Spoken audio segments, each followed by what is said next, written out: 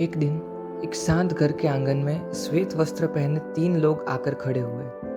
उनमें एक युवक था और उसके साथ 2 युवतियां। घर की स्त्री ने दरवाजा खोला और उन्हें सादर भीतर आने का निमंत्रण दिया, पर उसी क्षण वह युवक रुक गया। उसने बताया कि वे तीनों एक साथ किसी भी घर में प्रवेश नहीं करते। उसने अपने दोनों ओर खड़ी युवतियों की ओर संकेत किया। बाईं ओर समृद्धि थी, दाईं ओर सफलता, और उसका अपना नाम प्रेम था। उसने कहा कि परिवार को सोच समझकर केवल किसी एक को ही चुनना होगा।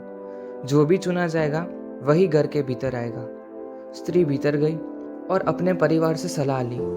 पति ने सोचा कि यदि समृद्धि आए तो जीवन भर धन कमाने की चिंता समाप्त हो जाएगी। पत्नी ने कहा कि यदि सफलता आए तो वे जहां भी जाएंगे विजय उन्हीं की होगी। तभी उनकी छोटी बेटी ने सरल और शांत स्वर में कहा कि प्रेम को ही भीतर बुला लेते हैं। उस मासूम विचार में गहराई थी।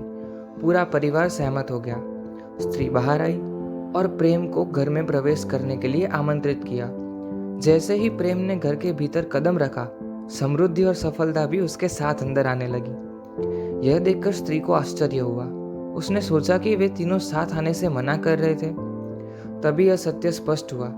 यदि केवल समृद्धि या केवल सफलता को चुना चाहता तो उनमें से कोई एक ही आता, पर जहाँ प्रेम होता है वहाँ समृद्धि और सफलता अपने आप चली आती है। ये कहानी यही सिखाती है कि प्रेम केवल एक भावना नहीं है, वह आधार है जिस पर संतोष टिकता है और यश फलता है। जिस घर में प्रेम का वास होता है वहाँ संतोष रूपी समृद्धि और यश रूपी सफलता स्वयं निवास करने लगती है।